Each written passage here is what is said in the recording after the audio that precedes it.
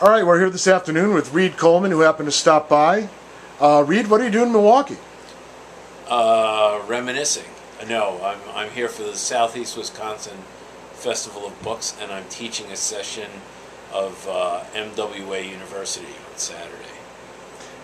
And that's going on Friday, Saturday, Sunday? Friday and Saturday. Okay. But I came in a few days early because I used to live in this city, strangely enough. Well, and you seem to come to Milwaukee fairly often. What is it about Milwaukee that keeps bringing you back?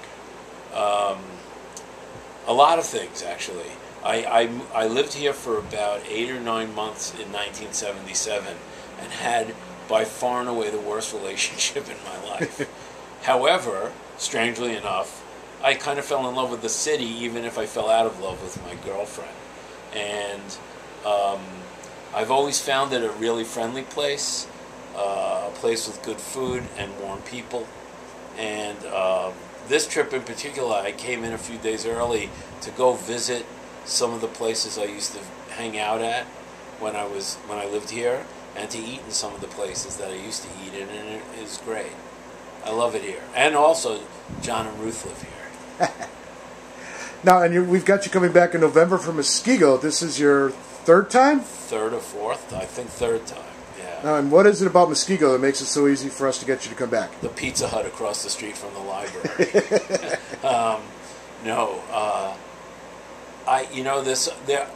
I think we all go to lots of book convention, book festivals, signings.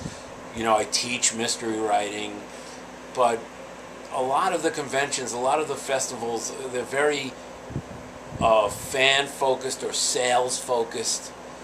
What's great about Muskego is the focus is on the writers. It's great that we spend a day giving our all to the fans who come, and they're very great, and they're really loyal and friendly.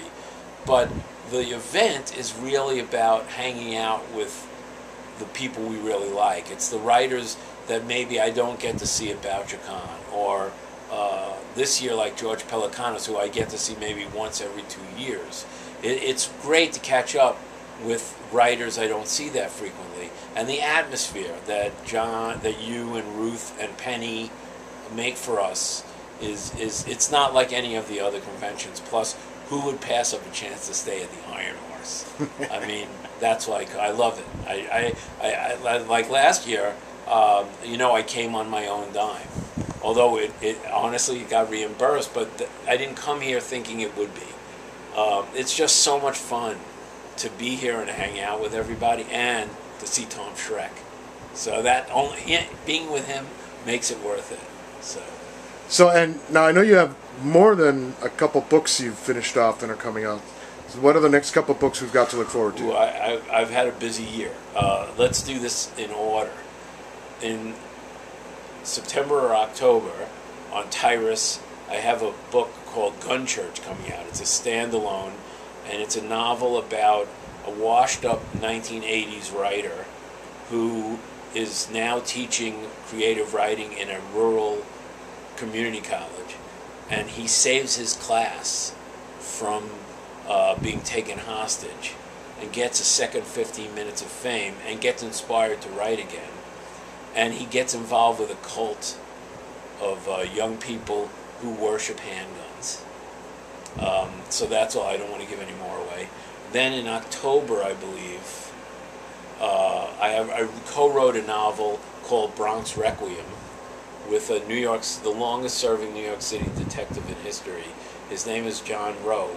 He's served 40 years on the NYPD. His career began 4 years before The Son of Sam and is ending 11 years after 9/11. So his span, his breadth of knowledge is quite remarkable. All the highlights from our generation. Oh yeah, all the lowlights from our generation. It's quite remarkable. And so we worked up a character based on him, and we worked out a plot, and so that's Bronx Requiem, and that'll be an ebook available from Hyperion. And then later in the year, I'm not sure when, I was engaged to do a very interesting project. There's a Canadian publisher called Rapid Reads, Orca Books Rapid Reads, who do books for the late to literacy market. These are people, either it's English as a second language, or people who are just late to reading and writing. And they are embarrassed to read children's books. You know, they want to read on the subway, they want to read on the bus too, or an airplane, but they don't want to read kids' books. So this company approached me about writing novellas for them because they don't have any crime novels. And so I'm going to do 2 for them, and one of them is going to come out this year.